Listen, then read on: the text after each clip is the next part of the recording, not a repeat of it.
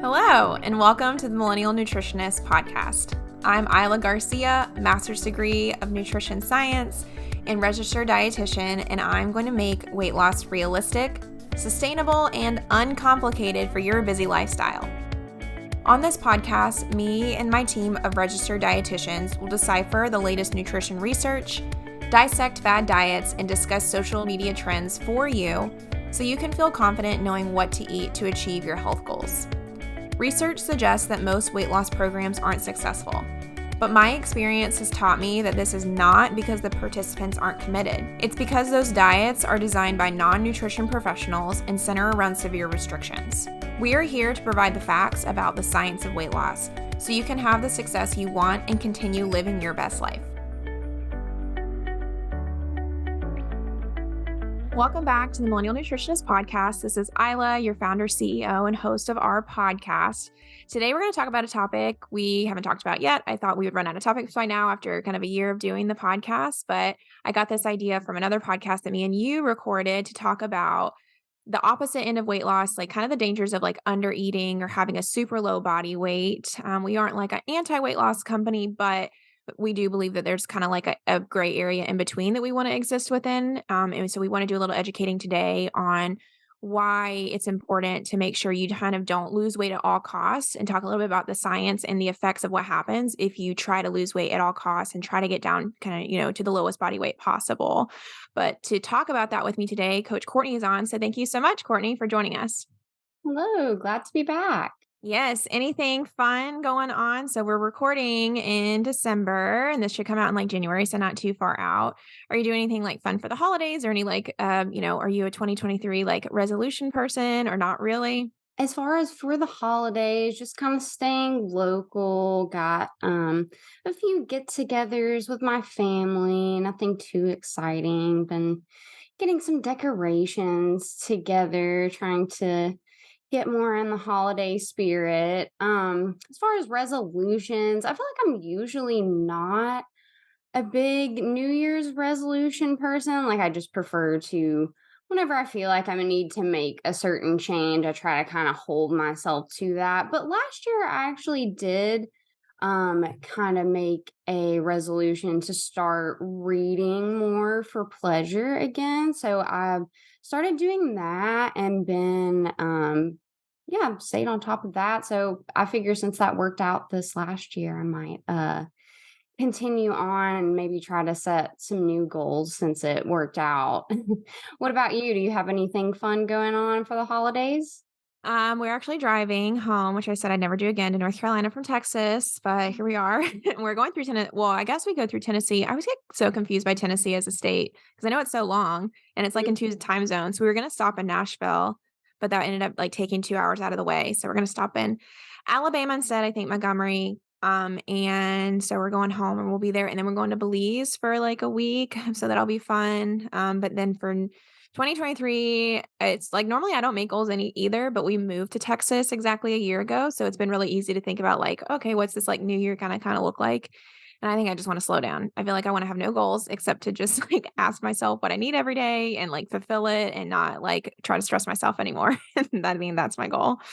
But any like client success stories, anybody we can kind of brag about or anything that you kind of helped a client with over the past couple of weeks? One of my clients recently, she, when we first started working together, was really struggling with like overeating or like binge eating, and also like having a really restrictive mindset around food. And she's been able to like almost eliminate her like binge overeating just from like eating enough. Weight loss is still one of her goals, but she was trying to do it so restrictively that it was causing like overcompensation. And she also sort of had this mentality that like, oh, if I'm gonna have like chocolate or dessert, I can only have it on like this certain day of the week or on like a special occasion. So then it's like when she finally allowed herself to have that food,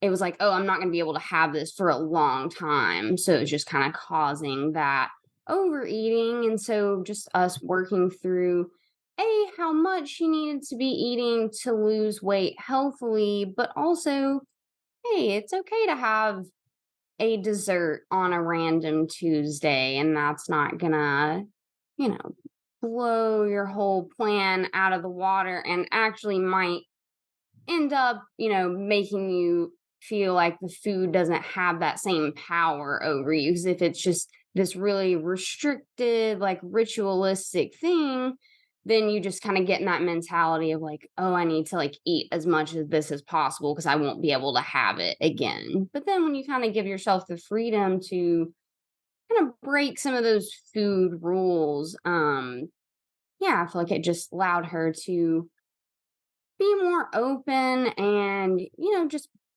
feel more comfortable that she was eating the right amount for her body and that she didn't have to feel so guilty anytime she had those foods. Yeah, that really ties in well to kind of like what we're talking about today. And I feel like it's honestly what a lot of our clients deal with because I think like as a millennial generation, a lot of us now know like, we want to like be at a healthier body or just like be healthier overall. But what healthy I think is turned into is like just like cutting out everything. And then that's kind of had a backlash. So it's interesting how I feel like our generation is more so working with that. And I see that like all the time with clients too. So you can definitely lose weight by eating more, and people are always really surprised by that, but we have to make sure we're eating more of the foods that, like, really fill us up. Do you feel like that's kinda like what you're saying? And, like, making sure you don't, like, psychologically, like, obsess over it? The more you fuel your body with the right things, honestly, you end up craving those like super decadent foods a lot less because you're just adequately filling yourself up. So many people restrict themselves so much and they're already not giving their body what it needs at a baseline. So then when you give yourself something that's like hyper palatable, really high calorie, it's super easy to overdo it on that versus like giving your body all the right balance of macro and micronutrients. It has what it needs, so it's more of just like a treat for you, like mental health wise, rather than like your body is trying to fill a physical need. Yeah, we always, work with our bodies and it'll help reward us. The article we picked out today is kinda, like, relating to all of this too. It's a New York Post article that I saw all over TikTok, so I was like, "We have to cover it." And the article is titled "Bye Bye Booty, Heroin Chic is Back," which is a really sad title.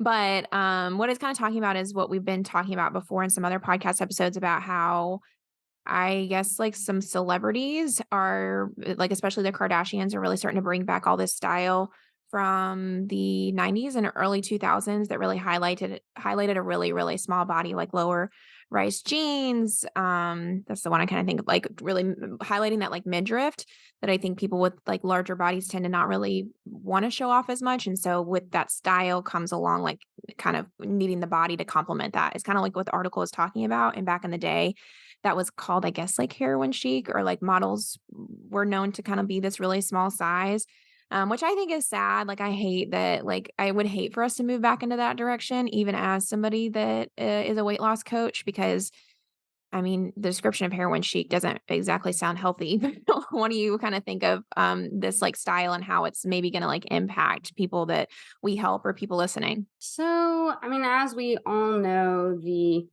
dieting industry, just in general, I mean, it makes millions and billions of dollars every single year. So everybody who, is trying to sell you something in that industry, wants a different piece of the new like body trend. And I think that's why these things kind of cycle around, maybe we were getting too far into like the body positivity and like accepting more like curvy figures. And, with that, people were still selling like, different butt lift things or, gimmicky diets that are gonna, only put on weight in certain places, which isn't actually possible. So now they need to kind of change the tide. I feel like with social media and how quickly we cycle through these trends, it's just, time for a new unattainable body image for people to like get in their mind as like, oh, this is the new trendy thing. So now any company like swooping in and saying, oh, we have the diet to help you get this specific body, it kind of creates a new little like pocket of the market for them. If a company or the trend like, the markets are saying, like, "Okay, we've, like, reached this, stylish type of body, and that's it," like, they wouldn't make any more money because, yeah, like you said, then they need to maybe try to make a new clothing line, and the clothing line is gonna be different, and then maybe a different body is gonna look different in it, and so, I think another thing to kinda remember is, like, I don't know if it's only, like, a couple of people really driving this trend, but it's really not everyone, and so, Mhm. like, even if it's just the Kardashians or it's just the Hadids, then, try to, like, look at some other people who really aren't doing this because I think it's easy to think that, like, everybody might look like this now when it's really just, like, these 5 different people. What about for people that kinda, like, already look like this that, may be happy that maybe they always look good in, like, low-rise jeans, and maybe they're happy it's, like, coming back, and maybe they're a thinner frame. Let's talk about, like, is it okay to be thin, or should these people not, wanna, like, kinda look that way too if that's how they naturally look or their body is naturally like that? Yeah, yeah. I mean, there are definitely, you know, different variations of what constitutes a healthy body for sure. And, just because two people are the same height doesn't mean the exact same weight is what's healthy for that person. Like some people, if you're the type of person who like your mom is thin and your grandma's thin and your great grandma is thin and you've been thin basically your whole life, you might just have a slightly higher metabolism than normal. But I would still encourage those people to, while it might be nice to kind of see your body being highlighted again, to still try not to get too caught up in these trends because, the tide will change to something else later. And if you're kind of staking a lot of your self esteem on that, then when it changes again, you're going to go back to feeling bad about your own body. Yeah, no, I think that's really good to think about more so like tying it to maybe like values or like health goals instead of like your actual body size. And then whatever your body size kind of ends up being, then it's kind of, like a byproduct of it.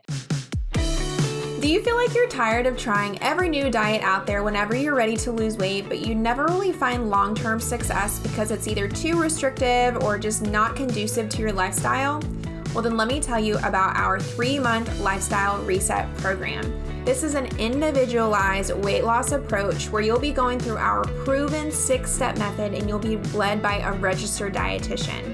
By becoming a client of the program, you'll be able to learn how to control your weight, increase your energy and confidence, and also improve your overall well-being.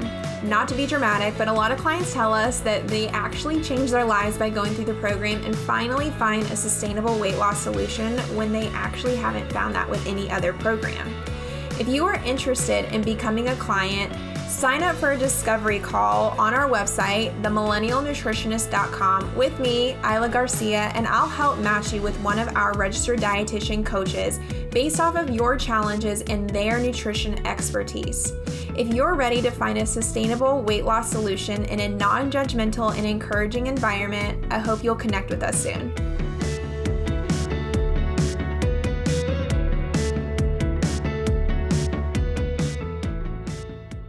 We are a weight loss company. So, like, how can we, like, what do you think is the difference then between like a healthy weight loss goal and this? Because I also don't want people to think that like we're saying that this is like unhealthy no matter what. So like how can somebody determine if like, they're trying to lose weight, they might think like this is the goal that they want. They want to look like the new Kim Kardashian. So like what do you think is the difference between like a healthy weight loss goal and like what we're saying this is an unhealthy weight loss goal? Every person is different. And if you find yourself on a plan that is just like a cookie cutter diet where they're giving the exact same diet plan to a 300-pound man as they are to a 180-pound woman, you're probably doing something in like an unhealthy way. if you're having to do things that seem like super counterintuitive, like putting butter in your coffee, or if you can only have a really restricted, limited number of foods, or if you're feeling like extremely lethargic and low energy, those can all be signs that you're losing weight in a way that's probably not the healthiest for your body. And that's where working with a dietitian who is trained to look at you, where you're at currently, take into account your health history, your dieting history, and help you decide what is a healthy, realistic goal for you can be really helpful. Yeah, so I think you're saying, like, it just goes back to it being individualized, which is why it's good to, like, have that expert there to tell you, like, "No, this is healthy," or, like, "This isn't quite healthy for what we know health looks like," and having that individualized approach. Is that what you're saying? Yeah, absolutely. Cool. Let's kind of get in the meat of our discussion today, which I think still relates to the article, just narrowing down what this can kind of mean for you as a listener, kind of about the idea of like, why is being too thin unhealthy? Why is under eating unhealthy, either day to day or chronically? I even like have a lot of people I've just known through life that just don't understand this. And I don't think it's their fault. I think it's just like we always, like a lot of society just highlights losing weight, losing weight, losing weight, but we never talk about like what happens on the health side effects of all the other things. So let's kind of start off really broadly. Why should somebody losing weight even care about understanding this information, do you think? It's important when you're starting out on a weight loss journey to understand what a healthy, attainable, realistic goal is, what a healthy rate of weight loss is. I've met with a lot of people in the past who maybe in their dieting history, they either did a really restrictive plan or maybe they just kind of went on their own, just restricting calories. And they were losing weight and having such success that they kind of got excited and were like, well, I'm still losing weight. So I'm going to just keep going even past what my original goal was.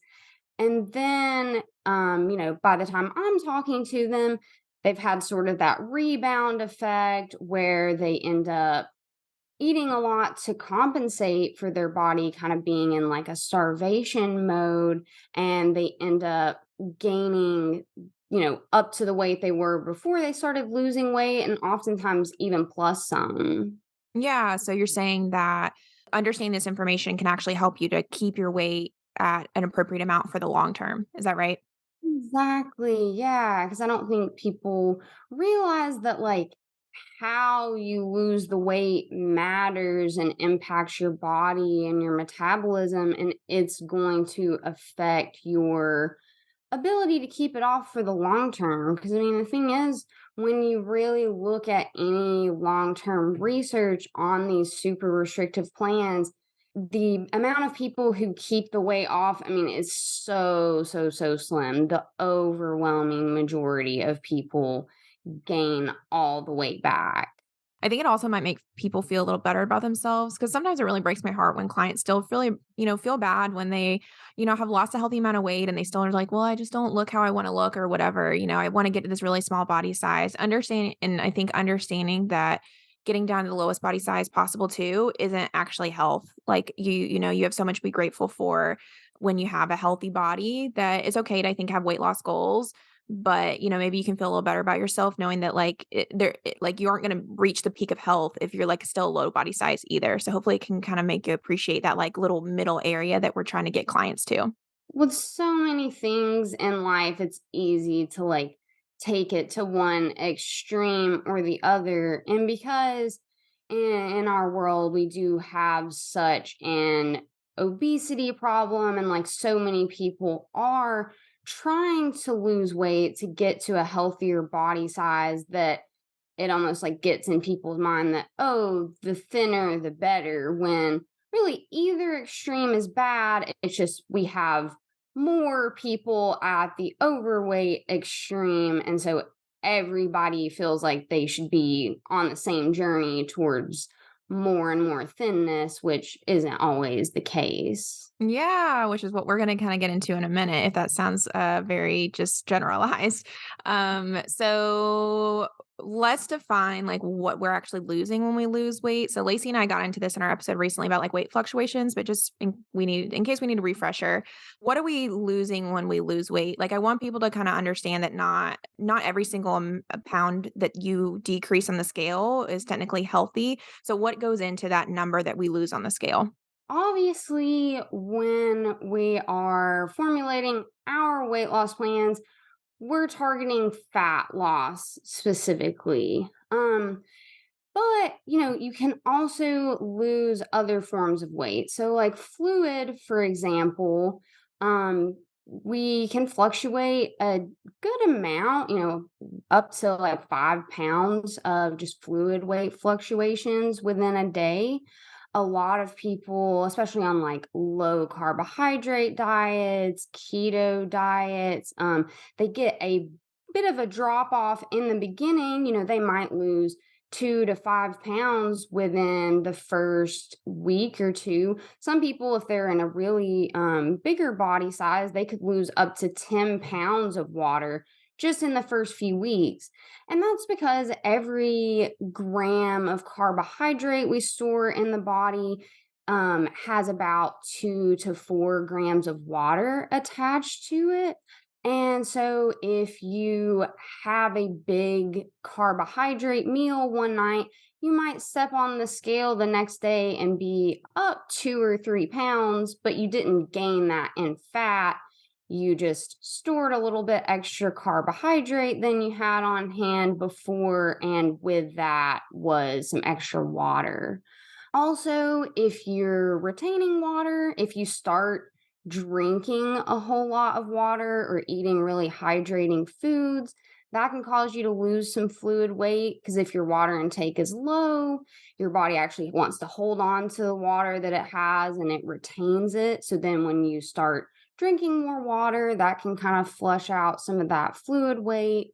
Also, intense exercise. If you do a really long cardio session, you're like sweating a whole lot, you can definitely lose some fluid weight that way. Also, muscle. That's what we, primarily are trying to not lose. But if you try to lose weight in the wrong way, you don't get the right balance of macronutrients, you can definitely lose muscle. And muscle can be lost just through lack of activity, just because your body thinks, oh, it doesn't need those muscles anymore. So it starts to break them down. If you don't eat enough or the right balance of macronutrients, you can lose muscle. In the gym when we're working out, we're just breaking down our muscles with the hopes that our body will build it back up stronger. But if you don't provide the right fuel, you'll just break the muscles down and you can actually lose muscle that way. And also, just not sleeping enough, that can also cause muscle loss, just because our body recovers at night. And that's when we repair those muscles. Yeah, and I think just, also on the muscle that I was kinda thinking, we don't see this too much, but I remember when I worked at the hospital, like, a lot of people don't realize, I think, that your whole body is made up of muscles everywhere, like, every function that you can do is a muscle. So, I know in the very big opposite end of, like, people who were wasting tons of muscle, whether they were severely under eating, like, either had an eating disorder or, like, were an old person and were really sick and couldn't eat for a long period of time, and they would lose function swallowing. They would lose like their heart muscle would start to degrade. They couldn't breathe as well because some of their like muscles that need for breathing would go away. So it's a very serious thing. It's not just like we're talking about like, oh, you're gonna look thinner. Because a lot of times I tell people like, well, you don't want to lose muscle, and they're like, no, it's fine. I want to look thin. I'm like, yeah, but it's not just about that. Like, what if you can't swallow anymore, or something like that. So that's all, why we really work as a team to make sure sure our clients don't lose any of that muscle. So that doesn't happen. And then of course we want you to lose fat at the most. We want you to preserve your muscle mass so that you have an increased metabolism. So all those scary things don't happen to you, but you have you're losing the tissue that's going to hopefully make you the healthiest, getting rid of that really fat mass, especially like the fat around your organs, like inside, kind of like underneath your stomach area. We don't want those to be cushioning with a lot of fat. Also, it can help you just to, feel better day to day, not to have so much weight on all the time. And so the way we do that is just exactly what you've been saying, like making sure we're preserving the other types of weight on your body. Mostly it's going to be muscle and water weight, and just have you in a calorie deficit with a high amount of protein for muscle.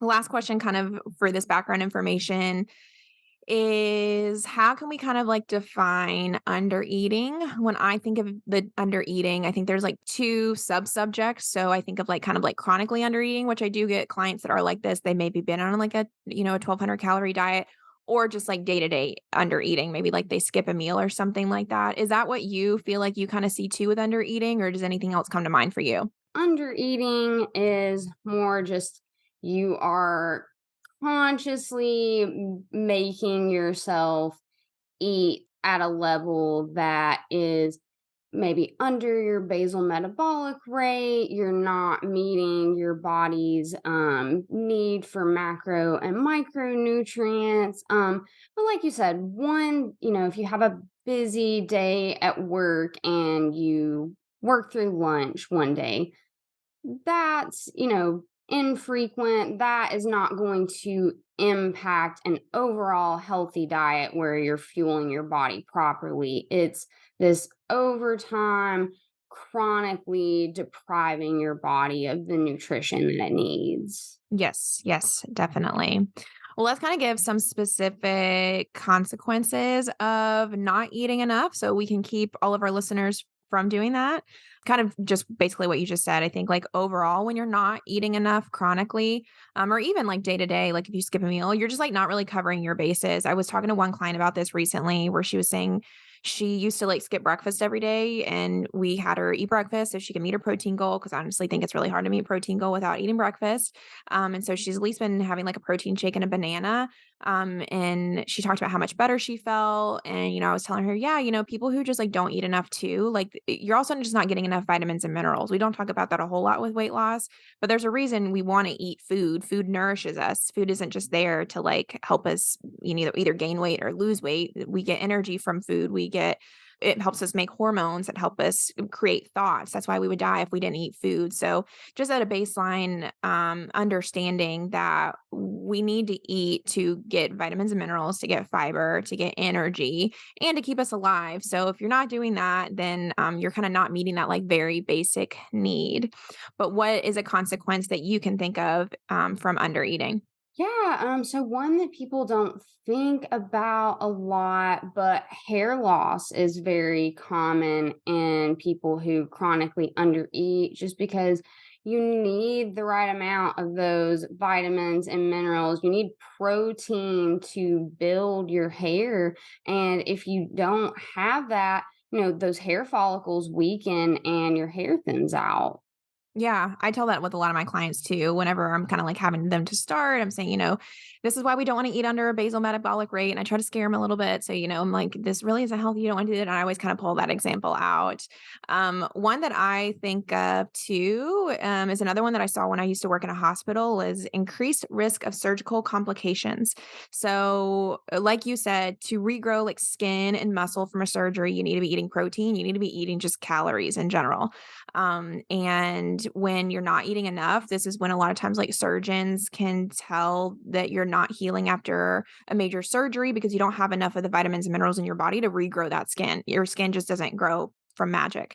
One thing that I think would be really applicable to somebody listening would be like after a C-section, that type of wound healing.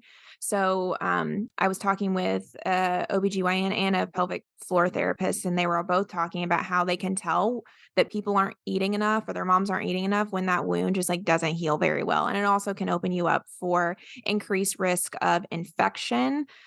Other things that I kind of used to see in the hospital with like my older patients, it's just good to know now too, is sometimes even like it was really gross, but when people would have some sort of like abdominal surgery, their wound sometimes would just come apart. And honestly, it's really gross, but some of their organs would just like fall out because like if you don't have enough, again, like anything to help grow your skin back, that can happen. And I don't think a lot of people realize again that you need food for these like basic functions as well. We need, arginine, glutamine, which are different amino acids to really help with that. So again, just make sure to eat your protein so that you can have healthy wound healing for whatever, surgery kind of you might have or anything like that. What's another complication or like side effect of under eating that you can think of?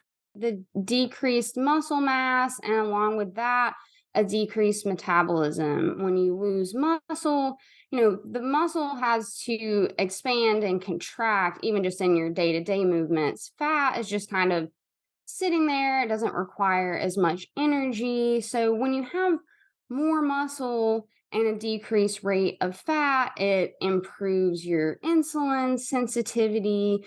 It decreases your risk for like metabolic syndrome. And like you were mentioning, in elderly patients who are more at risk for like falls and whatnot. For a lot of us, like younger millennials, this seems like a really far off concern. But as we get older, it gets harder for our bodies to put on muscle. And so the more that you focus on retaining, building that muscle when you're young, the more likelihood that you'll, have that longevity later on and be able to fight off the different illnesses or injuries that happen to you. Yeah, because I heard, I need to fact check this, but I've heard before, like at age 30, it gets harder and harder for us to really gain muscle mass, and we even start like losing it if we don't work hard to retain it. And again, it's not about like really body size; it's more about like helping yourself age healthfully.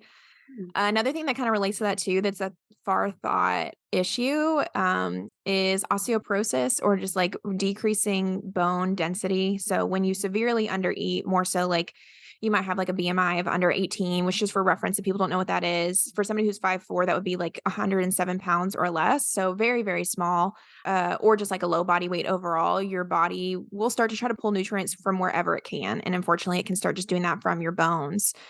We can also have, as a young person, that can happen if you're severely under eating. And then, like, that's why when we're older, that ends up happening. But I looked up some studies that were really interesting about this too, is that people who actually are overweight and are obese have stronger bones, which makes sense because there's more weight on it. So your bone gets stronger with the more you work it, the more it has to support. So this is why another reason strength training is so beneficial because it really helps your bones to be stronger.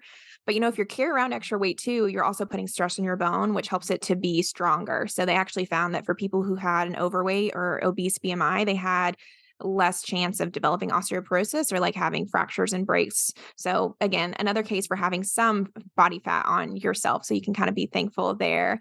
I also found that more fat mass produces estrogen, which they don't really know how, but it helps to preserve your muscle mass. I mean, your bone density as well.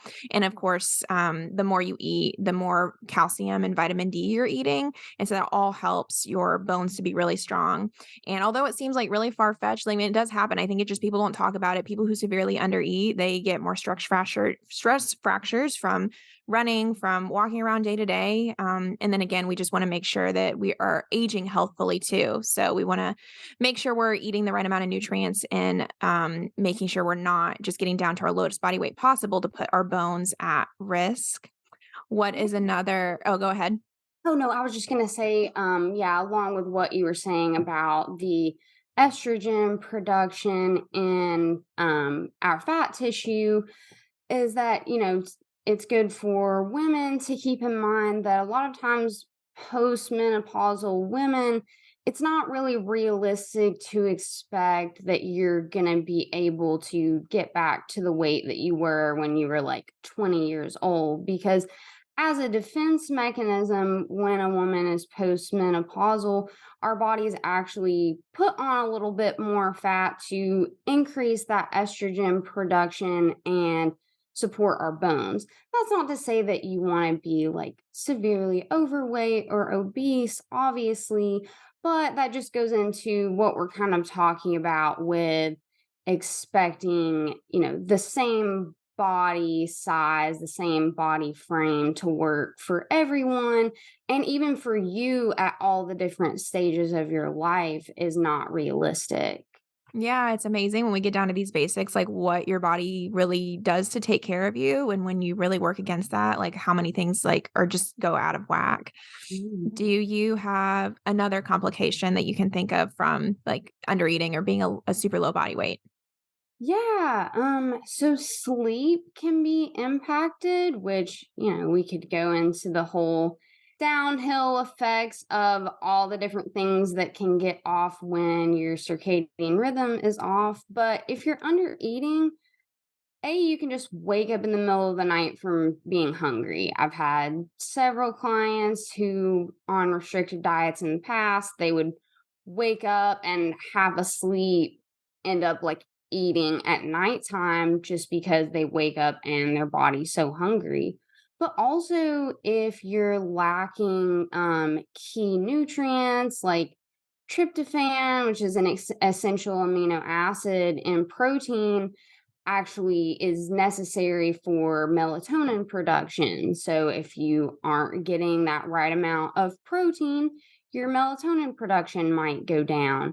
Also, a lot of our fat soluble vitamins and minerals like calcium and magnesium, research has shown that people who are deficient in those have decreased sleep quality, and mainly just due to it kind of disrupting some of those hormonal and like neurotransmitter pathways in the brain. So yeah, not fueling your body appropriately decreases the amount of sleep, which then is also going to decrease the amount that your body is able to rest and repair itself. Yeah, again, so another just case for like how your body will take care of it if you just, feed it its basic things. But when you take some of that away, everything really goes out of whack.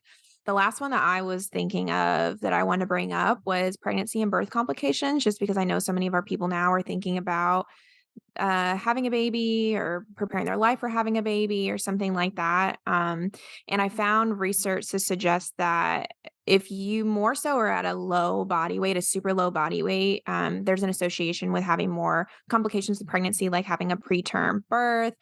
And also just different types of kind of like birth defects. Cause we think I mean, like we're growing a baby. Like, what do you think it grows from? It needs to have all the nutrients that you're feeding it from food. If, you didn't have any food, then it would be really hard for it to grow. And I actually didn't know a whole lot about this because I never really took any like pregnancy nutrition classes. But your baby mostly needs glucose to grow everything. So, a case for making sure you eat enough carbs while you're pregnant, amino acids, of course, to form all of your baby's cell walls, to form the muscles in your body for your baby. Fatty acids really help too to create all those hormones that your body needs. And all of this are really taken from the mom.